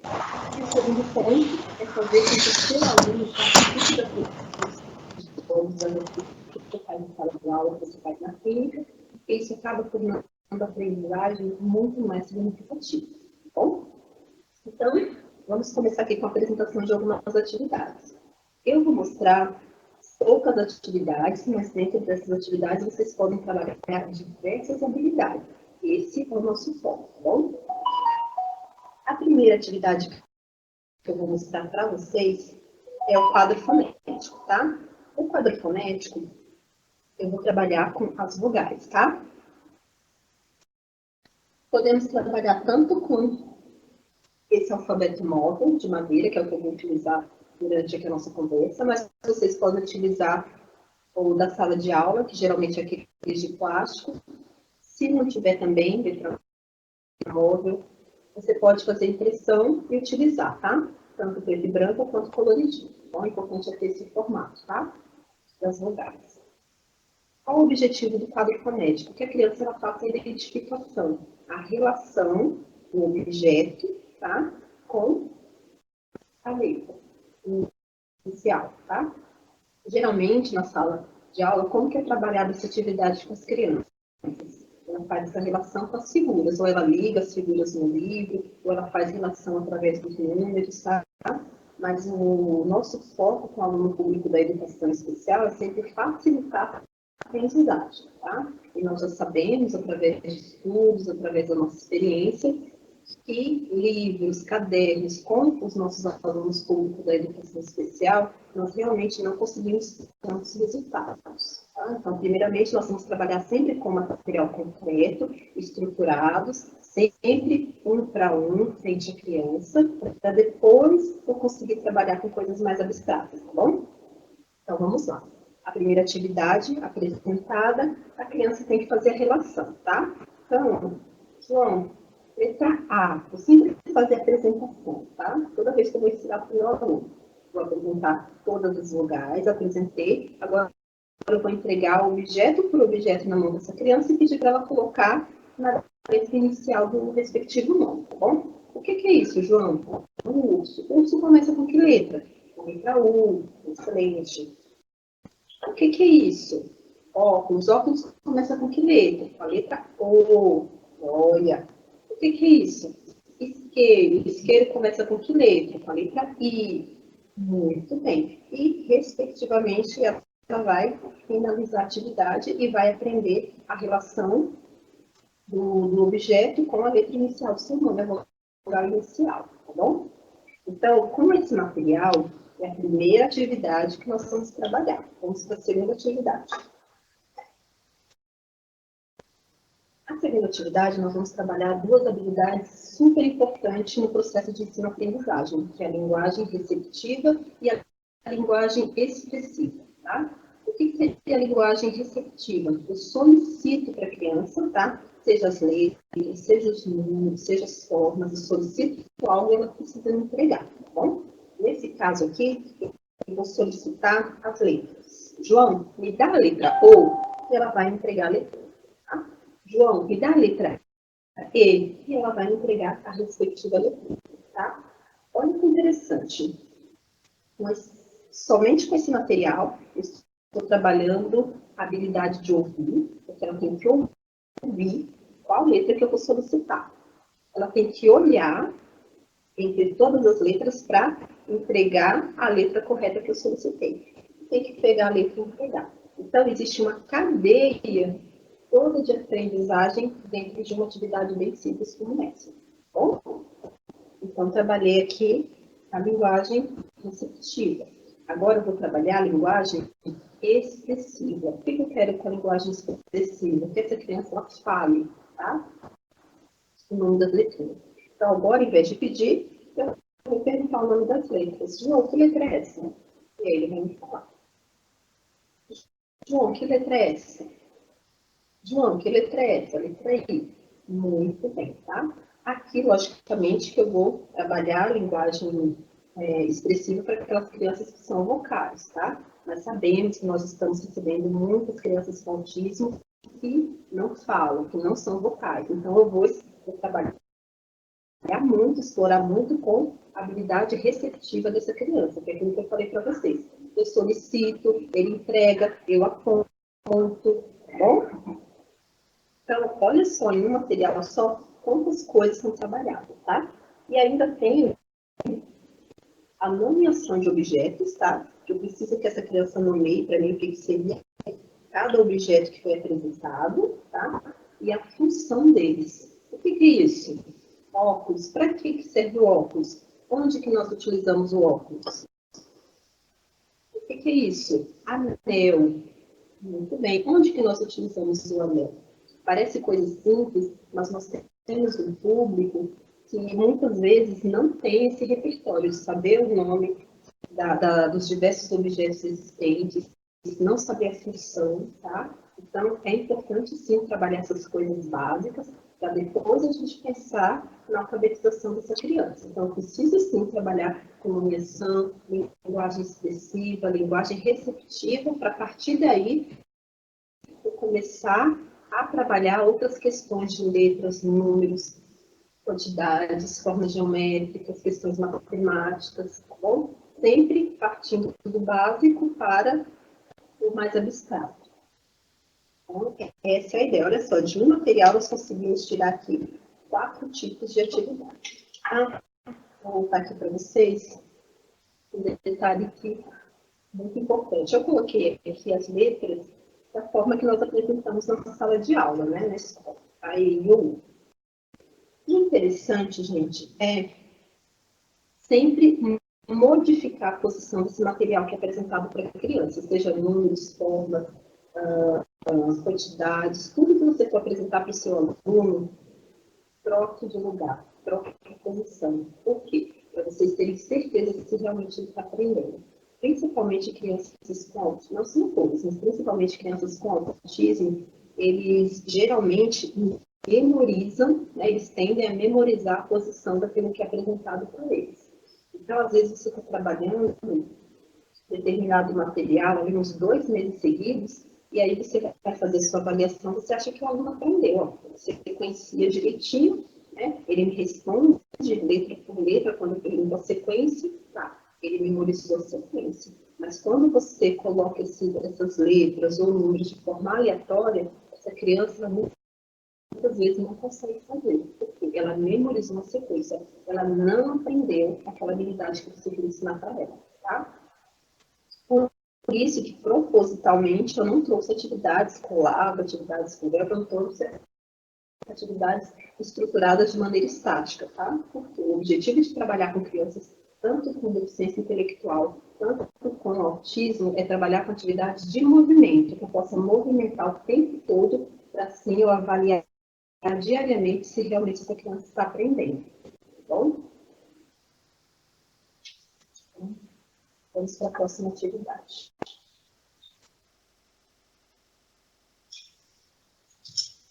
Aqui também eu tenho uma atividade para trabalhar o sistema monetário, tá? Simples, básica, porque você vai usar uma folha de sulfite. Essa folha de sulfite você pode plastificar. Na verdade, o que eu indico é plastificar umas 2 ou 3 folhas de sulfite para deixar com uma base fixa, tá? A base fica fixa, para você trabalhar diversos materiais ali em cima daquela base, tá bom? Então, aqui eu vou trabalhar o sistema monetário. Tem as notinhas de dinheirinho que você vai encontrar na maioria dos livros didáticos, tá? Para trabalhar noções matemáticas. E aqui eu vou trabalhar com o meu aluno, primeiramente, a habilidade do pareamento, tá? O que é pareamento? Eu preciso verificar se o meu aluno ele consegue identificar as partes iguais, o que realmente é igual, os objetos iguais, figuras iguais, para depois eu trabalhar com linguagem receptiva específica, tá bom? Então, vamos lá. Então, está móvel aqui, no dinheirinho, certo? E aqui eu vou entregar na mão da criança. E vou pedir para ele colocar no igual. E aí ele vai colocar ao lado das notas iguais. Certo? Então, já trabalhei pareamento de notas, de cédulas com essa criança. Fez direitinho? Ótimo. Vou retirar. Tá? Vou trocar a posição, né? Esse é o foco das nossas atividades móveis, tá? Troquei a posição, agora eu vou solicitar a linguagem receptiva dessa criança, tá? Eu vou ensinar para ela me entregar a cédula corretamente através da minha fala, tá? Então, Maria, eu quero R$10, ela vai me entregar uma R$10. Maria, agora eu quero R$2, ela vai me entregar a nota de R$20. Posso, a cada solicitação, estar modificando a posição dessas cédulas, tá? Então, eu já trabalhei a linguagem receptiva, tá? Agora, a linguagem expressiva, se essa criança for uma criança vocal que não nós conversamos. Que nota é essa? Uma nota de... A criança tem que responder, R$20. Que nota é essa? Uma nota de R$2. A criança vai responder qual o nome dessa nota. Tá? Então, já trabalhei a linguagem receptiva e expressiva. Agora, vou trabalhar a noção de número e quantidade. Aqui, vocês podem trabalhar com material dourado, tá? Então, pode colocar aqui as quantidades com material dourado referente ao valor da cédula, tá bom?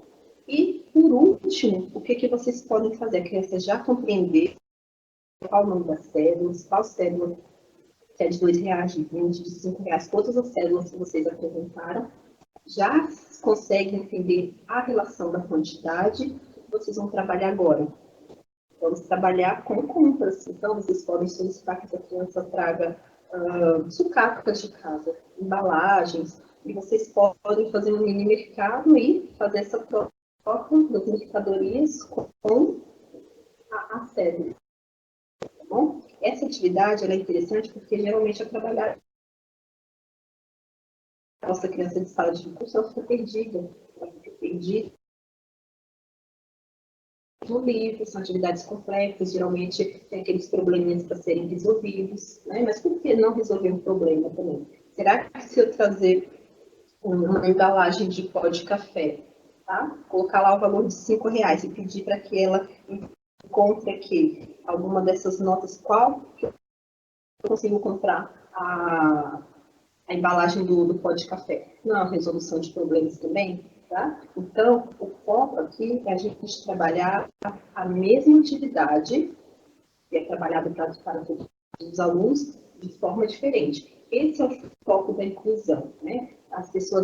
Algumas pessoas acham que incluir é você trabalhar atividades diferenciadas para aquela criança, mas não é isso, tá? A verdadeira inclusão é a criança ter direito, sim, de fazer as mesmas atividades que o coleguinha está fazendo, porém, de uma forma diferente, de uma forma que ela compreende, tá bom?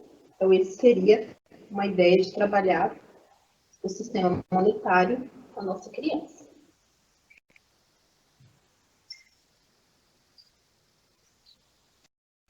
Aqui, mais uma vez, uma atividade que pode ser explorada tanto na sala de recursos quanto na sala regular, nós temos o ditado, tá? Como que o ditado é apresentado na sala de aula? Então, a professora, ela fala a palavra que ela quer que seja escrita e a criança reproduz no caderninho dela, tá? Muitos dos nossos alunos, grande parte, não tem essa habilidade. Por quê? Às vezes eles até conseguem escrever, mas não conseguem fazer associação do que a professora fala, tá? E transcrever aquilo no caderno. Qual a dificuldade, né? As nossas crianças, principalmente a criança com autismo, têm dificuldade com tudo aquilo que é abstrato. Tá? Então, quando a professora fala a bola para ela imaginar uma bola e transcrever aquela bola que ela imaginou na cabecinha dela, olha só todo o processo que precisa ser feito. E, infelizmente, logo de início, eles não têm essa atenção. E aí, qual é o nosso papel como professor, como psicopedagoga? Facilitar essa aprendizagem, tá? Então, o que nós vamos fazer? Mais uma vez, o nosso aluno da sala de recursos, ele vai fazer a mesma atividade, porém de forma diferente. Então, eu vou pegar as mesmas palavrinhas, por exemplo, tá? As mesmas palavrinhas que a professora vai apresentar, vai ditar para os alunos, eu vou ter elas através de figuras, tá? E aí eu vou entregar para o meu aluno, assim, na folhinha, na folha de sulfite, enfim. Para quê? Para que o nosso objetivo é que ele sempre participe da produção do material dele, né? Então, aqui ele mesmo pode recortar, tá, os quadradinhos. Ele recortou, você pode solicitar que ele coloque na ordem, né, um embaixo do outro. É a mesma coisa do ditado no caderninho dele, lá na mesinha dele, tá? Colocou, ótimo. Qual a diferença? Aqui nós estamos trabalhando com uma criança que ainda não tem habilidade de escrever, tá? Ela consegue compreender, ela consegue fazer a leitura já no alfabeto móvel, mas ela ainda não tem habilidade de escrever, ela está em processo ainda de aprendizado. Então, eu vou pedir primeiro, né, eu vou facilitar a compreensão dela daquilo que eu vou solicitar. Então, eu vou mostrar para ela a palavra que eu quero que ela monte para mim. Seria ave, tá? Então, o que é isso? É uma ave, tá? Agora você vai montar a palavrinha ave.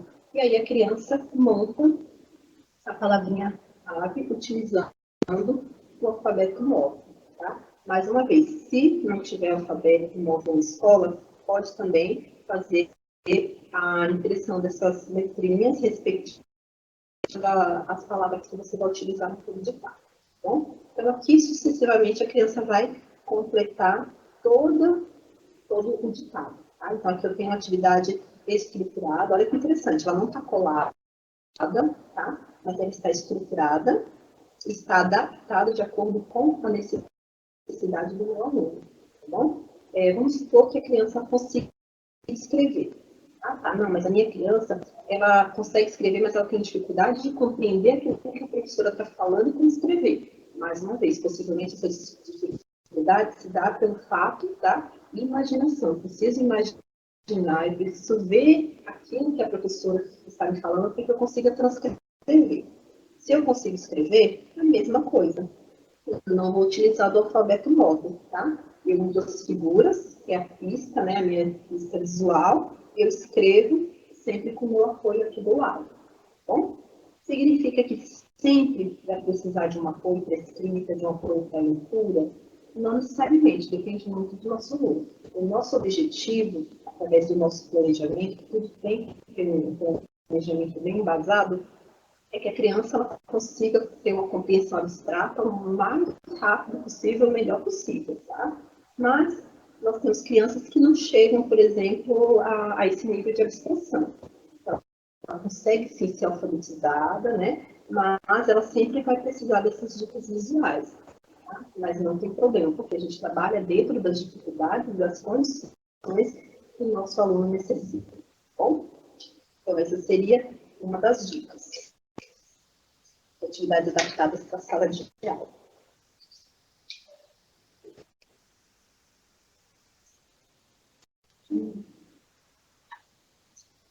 Já que nós estamos no ditado, vamos trabalhar agora com produção de texto. Produção de texto também é um grande desafio para ser trabalhado com nossas crianças na sala de aula, né? Porque muitas vezes escreve, não lê. Como que vai fazer uma produção de texto? É possível? Sim. O material que eu trouxe para vocês é uma sequência de histórias, tá?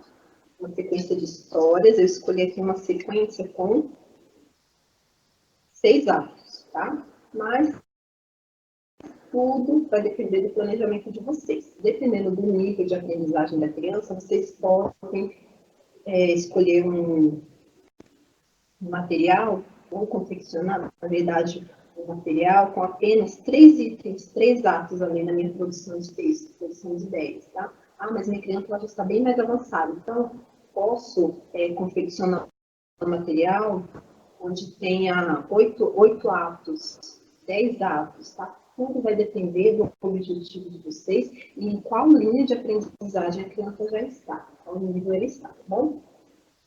Aqui, interessante, como que vocês vão trabalhar? Tá? Isso é atividade, gente, não é trabalhado em um dia. É atividade para você trabalhar uma semana, 2 semanas, até a criança compreender, até ela interiorizar e começar a te responder de maneira correta, tá? Então, aqui, primeiro, você vai explorar. Você vai colocar todas as figuras aleatoriamente frente à criança, tá? E vai explorar com ela, tá? Toda a ação que existe naquela figura, tá? Por exemplo, aqui eu escolhi uma historinha de algumas crianças fazendo suco de limão. Mas qual o processo para fazer esse suco de limão? Então, a criança vai só explorar figura por figura, esperar que a criança fale do jeito dela, tá? O que está acontecendo aqui nessa figura? Ah, o menino está pegando frutos na árvore. Que fruto que é esse? Tá? Ah, pode ser uma laranja. Será que é uma laranja? Olha a cor. Você vai explorando, tá? E vai auxiliando essa criança a compor as ideias, né? O que você está fazendo? Dando repertório para essas crianças. Muitas vezes as nossas crianças não têm repertório para montar uma história, para produzir um texto, tá? Mas nós, né, como educadores, nós vamos dar essa possibilidade, tá? Como que a gente pode dar essa possibilidade? Aumentando esse repertório dessa criança. Bom, então, vou aumentar explorando essas informações. Quanto mais informações eles me derem de cada figura, mais produtivo vai ser essa atividade, tá bom? Então, ele explorou bastante, me contou bastante feito dessa primeira figura. Vou para a segunda figura, já coloca aqui, tá? Seria o primeiro ato da sequência, né? Que seria pegar os limões na árvore. Tá bom, e agora? E aqui? O que está acontecendo aqui? Olha, as crianças estão carregando os limões. Muito bem. E assim por diante. A criança, ela vai montando todo o processo, verbalizando para vocês tudo o que está acontecendo. E quando ela finaliza, ela montou uma produção de texto. Tá? Olha que interessante que prática. Tá? Muitas vezes a gente ouve assim, olha, é muito difícil trabalhar com uma criança especial na sala, porque tem muitos alunos, não tem material, tá? Isso aqui são historinhas impressas do próprio computador. Então, a gente vai lá, escolhe a historinha, imagina a historinha que a gente quer, monta lá as figurinhas, imprimiu, tem material, imprime umas 4, 5, 10 historinhas, eu tenho atividades aí para trabalhar por semanas. Porque eu contei com vocês, uma atividade como essa não é trabalhada num dia, 2 dias. São atividades, habilidades, sabe, que são trabalhadas por semanas, até a criança realmente compreender, tá? Enquanto os amiguinhos estão lá produzindo o texto por escrito, olha que interessante, ele também produziu um texto, né? Ele contou a história da forma dele, só que com a dica visual. Ele observou cada figura, contou o que está acontecendo em cada figura e montou o texto dele, tá? Futuramente, essa criança não tem condição de escrever um texto? Tem, porque ela vai ter repertório na cabecinha dela para conseguir escrever alguma coisa. Mas, por enquanto, quando a gente recebe esse aluno, quando ele ainda não tem muitas habilidades, não adianta querer ensinar para ele realmente coisas mais complexas que ele não vai aprender, tá? Esse material, ele tem para vender, né? São sequências de história, de madeira, tá? Geralmente é um pouco salgadinho o preço, então eu costumo utilizar essas do computador. Primeiro porque eu mesmo posso confeccionar, de acordo com o meu planejamento, de acordo com o meu aluno, né? Então eu individualizo ali o meu planejamento e eu não tenho gasto, tá? Então se a escola não puder propor, não puder comprar esses materiais, eu mesmo posso montar esses materiais, tá bom? E vou conseguir os mesmos objetivos que se fossem esses jogos comprados, tá? Então, mais uma atividade aqui que a gente pode utilizar tanto na sala de recursos, né, quanto na sala de aula, tá? Aqui eu tenho uma atividade bem bacana para trabalhar a questão da coordenação motora.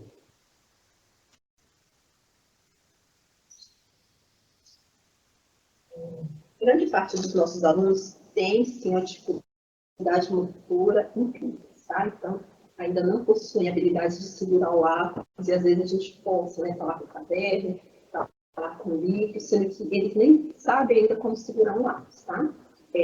E ao invés de trabalhar com livros, com cadernos que tem aqueles pontilhados, sabe, aquelas atividades maçantes, de ficar passando por cima para trabalhar a coordenação motora, eu posso trabalhar a mesma coisa, mas de forma simples e barata, tá? Então, o que eu vou fazer?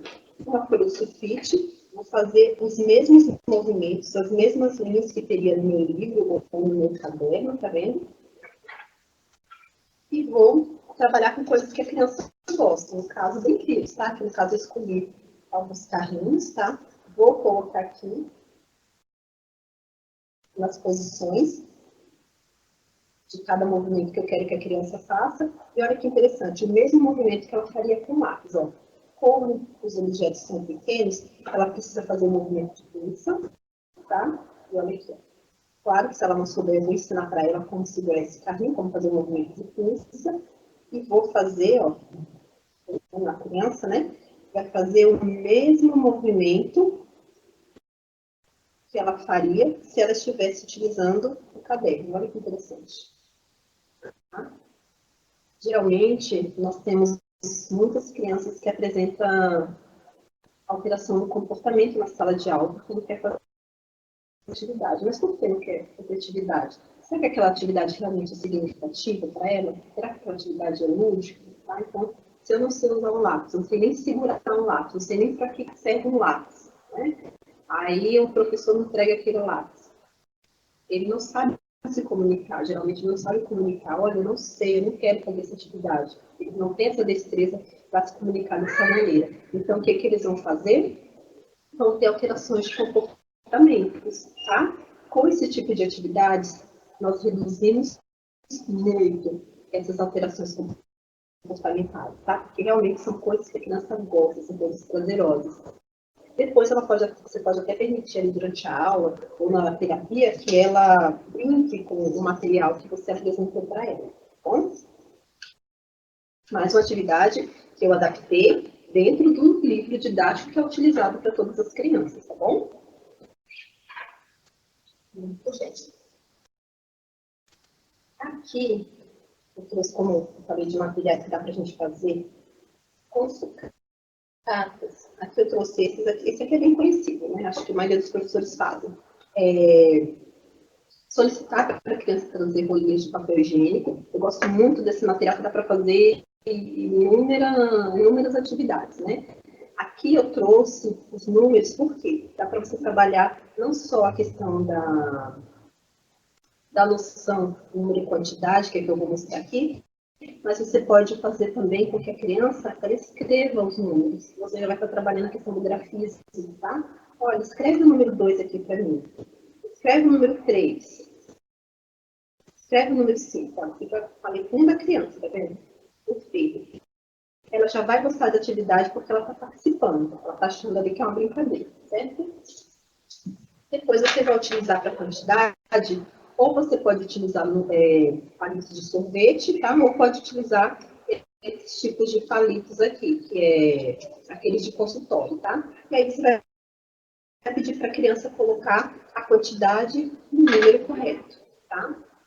Muito prático de fazer uma atividade como essa, e como que geralmente essas atividades são feitas em sala de aula.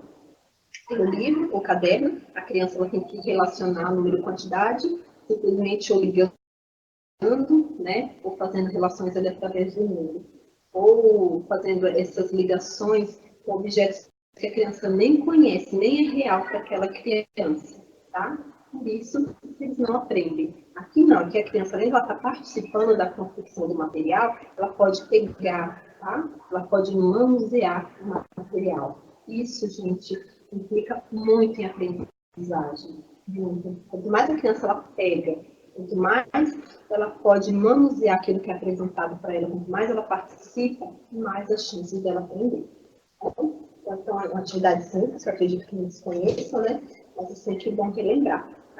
Aqui pode trabalhar também, nessa atividade simples, qual o número que vem antes ou depois. Olha, aqui é o número 2. Qual que vem depois do número 2? Qual que é, o 3 ou 5? Aí a criança tem que identificar qual que é, se é o 3 ou 5, tá? Dá para trabalhar a questão da soma, dá para trabalhar também a questão da subtração, tá? Tudo com material sucata, tá? Isso aqui pode de papel higiênico, mas pode também fazer com aqueles potes de Danone, tá? Quanto mais coisas as crianças puderem trazer de casa e vocês utilizarem, mais participantes eles vão se sentir dessas atividades, tá bom? Muito bem.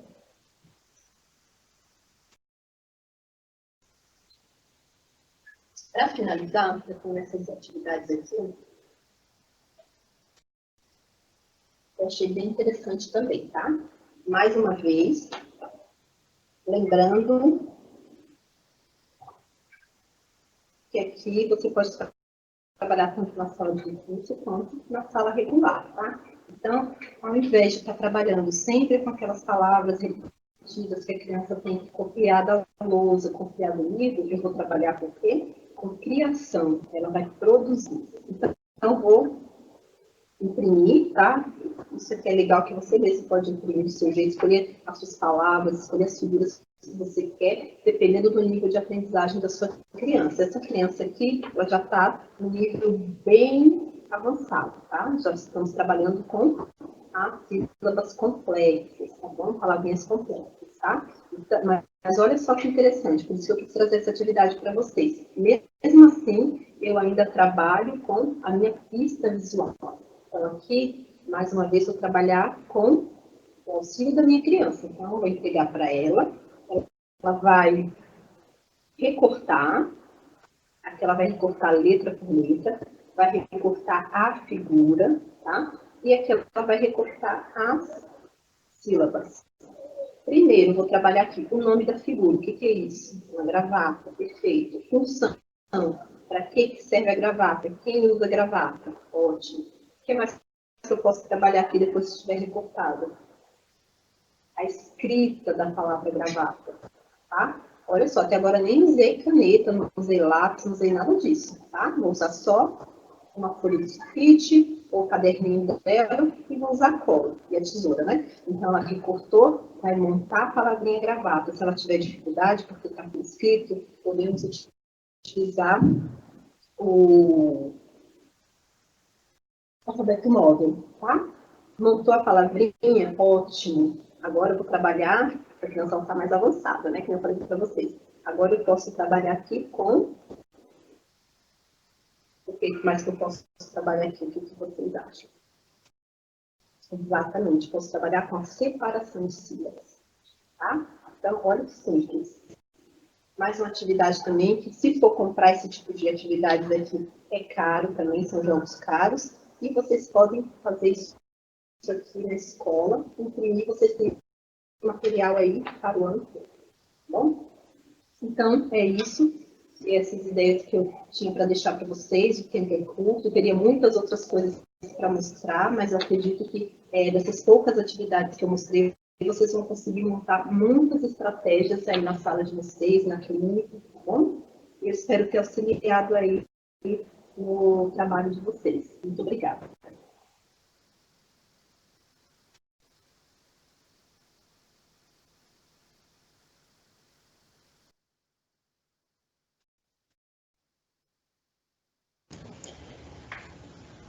A professora Edna, ela está no chat para estar interagindo com vocês, tá bom? Se vocês tiverem alguma pergunta, pode estar fazendo para ela.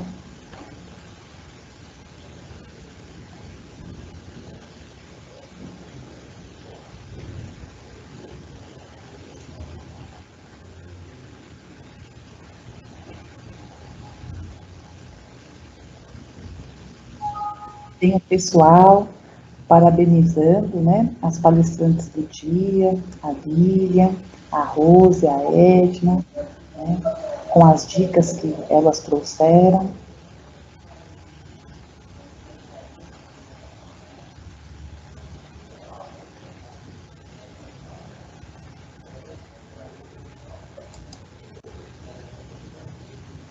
Vou também estar compartilhando o Instagram da Lília no chat.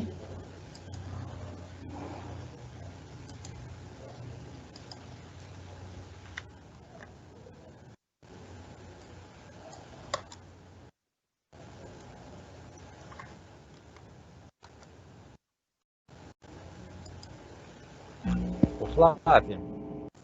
Oi?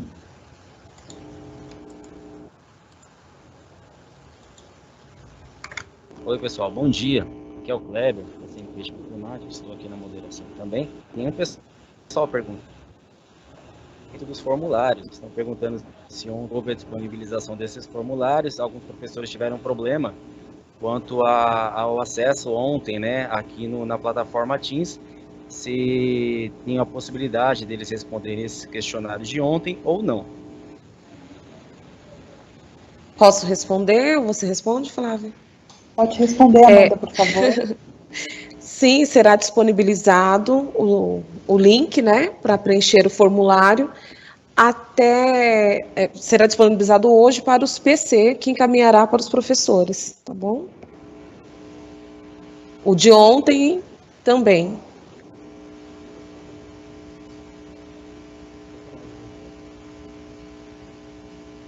Tá ok, perfeito. Já aproveitando, né, este momento, houve alguns problemas com relação ao volume, né, das gravações disponibilizadas. Como bem disse ontem, quem acompanhou a palestra do professor Jairo, estamos todos aqui como aprendentes, né, então estamos aqui verificando, recebendo o feedback de todos, né, várias pessoas aqui publicaram essa observação com relação ao volume, e estamos verificando a possibilidade de uma melhoria nesse sentido para o evento que acontecerá nos próximos dias. Então, fiquem tranquilos.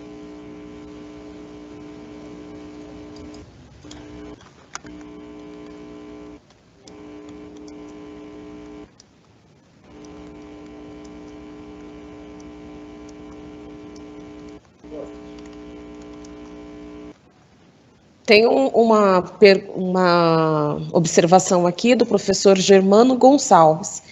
Ele diz assim: um fato muito importante é trabalhar em sala de aula as necessidades especiais com todos os estudantes, para que interaja o mundo dos especiais, pois ainda existem muitos preconceitos a este respeito.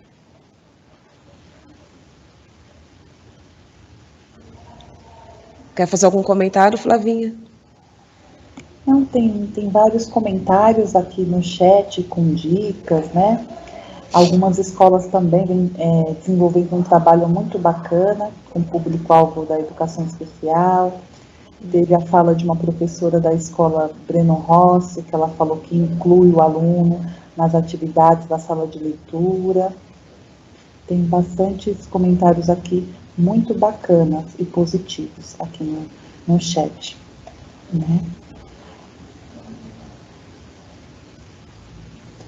Eu acredito que algumas perguntas no decorrer foram respondidas, né? As perguntas da Lívia nós vamos estar encaminhando para ela, eu compartilhei também no Instagram dela. Algumas perguntas, a Rose perdeu a conexão, nós também vamos estar fazendo aquele passo a passo das atividades que ela vem desenvolvendo, e depois está compartilhando. E eu acredito que é isso mesmo, né? Eu quero agradecer. Tem a fala aqui também da Denise, e ela faz um elogio, né? Todos os momentos de hoje foram muito enriquecedores. É verdade, temos que concordar com ela, né? Estamos aprendendo muito e juntos. Alguns contribuindo aqui dizendo que o áudio, né, estava ruim, que foi uma ótima palestra, porém em alguns momentos o áudio ficou ruim. O Kleber já falou que estamos verificando isso para melhor atendê-los. A Zuma, ela fala, palestra riquíssima, parabéns, muito obrigada, Zuma. E a questão do formulário também será disponibilizado. Pode falar. A professora Evelene também trouxe bastante contribuição aqui no chat, gostaria de estar agradecendo, né? Ela trouxe bastante falas muito enriquecedoras também, né?